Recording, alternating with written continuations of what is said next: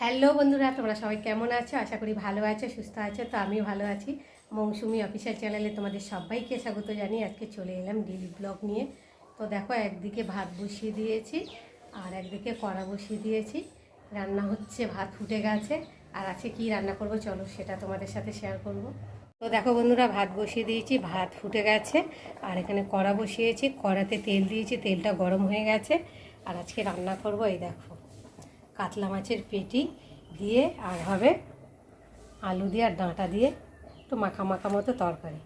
আর এখানটা করব কুমড়ি শাক ভাজা। কুমড়ি শাকটাকে ভালো করে ধুয়ে এনেছি, কোনো কোচানো হয়নি, পরে কোচাবো।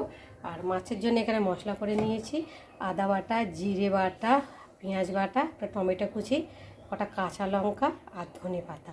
আচ্ছা, কাঁচা লঙ্কার তরকারি করব, কেননা তোমাদের দাদাভাই গুঁড়ো লঙ্কার তরকারি খেলে তো সহ্য করতে পারে না, ওর জন্যে। তো চলো, এখন কড়াটা গরম হয়ে গেছে আর এখন আমি একে একে মাছগুলো দিয়ে ভেজে নেব। দেখো বন্ধুরা, তেলটা গরম হয়ে গেছে আর এখন এই যে নুনগুলো তো মাখিয়ে রাখা পেটিগুলো এক এক করে ভেজে নেবো। দেখো পেটিগুলো দেখেছো কত বড় বড়।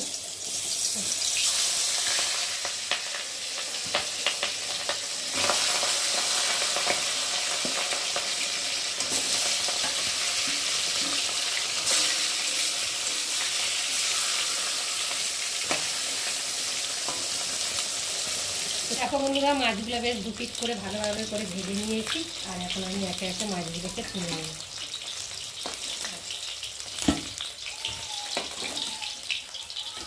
হচ্ছে মাছের পেটি, আর 4 পিস দেখে বুঝতেই পারছো যে আমরা একবেলা মাছ খাই আর একবেলা মাছ খাই না। তার জন্যে 4 পিস মাছ এনেছি, একবেলা হয়ে যাবে। আর রাতে ডিম টিম ভাজা হবে। তো দেখো মাছের পেটিগুলো দেখেছো কত বড় বড়। তো চলো, এখন কড়াতে তেল আছে, ওই তেলের মধ্যে এখন গোটা জিরে দিয়ে দেবো।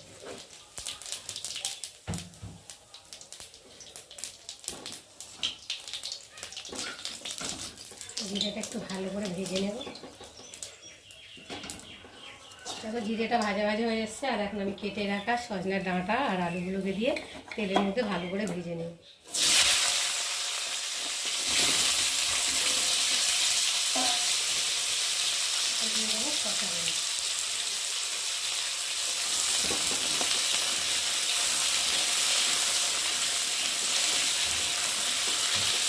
আলু সজনা ডাঁটাটা একটু তেলের মধ্যে ভালো করে দেখো বন্ধুরা, আলু আর ডাঁটাটা বেশ সুন্দর করে ভেজে নিয়েছি লাল লাল করে। আর এখন দিয়ে দেবো পরিমাণ মতো নুন, দেবো হলুদ গুঁড়ো, আর দেবো আদা বাটা, জিরে বাটা আর পেঁয়াজ বাটা, দেবো একটা টমেটো কুচি দিয়ে মশলাটা ভালোভাবে কষিয়ে নেব।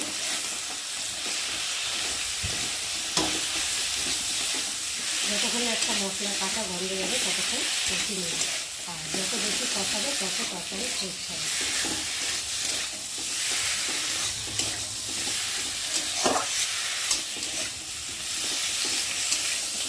দেখো বন্ধুরা, বেশ সুন্দরভাবে কষিয়ে নিয়েছি আর দেখো মশলা থেকে তেলও ছেড়ে দিয়েছে, সুন্দর ভাজাও হয়ে গেছে। তারপরে একটু আমি ভালো করে নেড়ে নেব, নিয়ে একটু পরিমাণ মতো জল দিয়ে, খুব ঝোল করবো না, খুব মাখো মাখো করবো।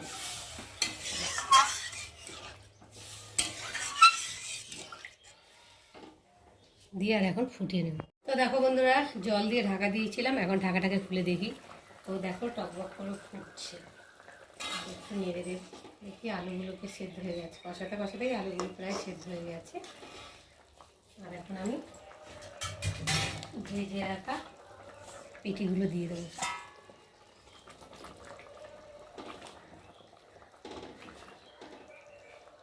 দিয়ে আর ওপর দিয়ে ধনে পাতা কুচি দিয়ে দেবো।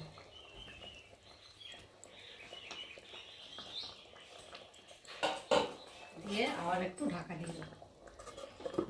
দেখো বন্ধুরা, ধনে পাতা দিয়ে মাছটাকে দিয়ে একটু ভালো করে ফুটিয়ে নিলাম। আর নামাবার আগে অল্প করে চিনি দেবো, চিনি দিলে তো একটু স্বাদ হবে, যেহেতু ডাঁটা আছে তো ওর জন্য কালারটাও আসবে। দেখো তো বন্ধুরা, আজকে আমার কাতলা মাছের পেটি রেসিপি কেমন লাগলো তোমরা কিন্তু অবশ্যই কমেন্ট করবে।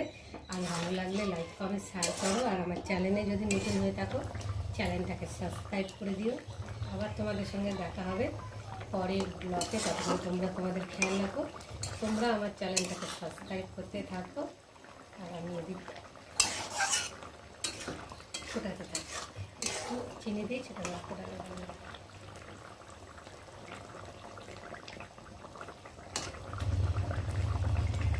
একটু ফুটে নিয়েছি, নিয়ে আর এখন নামিয়ে নেব।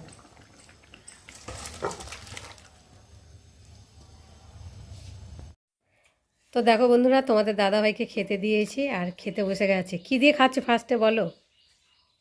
প্রথমে শাক দিয়ে খাচ্ছি। শাক ভাজা খুব সুন্দর জিনিস, আমার শাক ভাজা খুব প্রিয়, ভালো লাগে। কুমড়ি শাক, কলমি শাক ভাজা অনেকটা নিয়েছি, খাচ্ছি ভাই, টেস্টি।